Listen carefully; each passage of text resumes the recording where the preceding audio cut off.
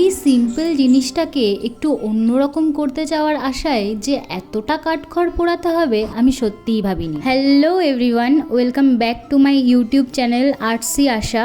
আজকে আমি তোমাদের সাথে আমার এই টোট ব্যাগটার কাহিনী শেয়ার করব। তো অর্ডারের কাজ করার সময় আমি বেশ কয়েকটা টোট ব্যাগ এক্সট্রা আনিয়ে রেখেছিলাম, যাতে পরবর্তীকালে আমি তার উপরে কাজ করতে পারি। কিন্তু বহুদিন হয়ে যাচ্ছিল, কোনো কাজই করা হচ্ছিল না টোট ব্যাগের উপরে, তাই ভাবলাম এটার উপরে কিছু একটা করতে হবে।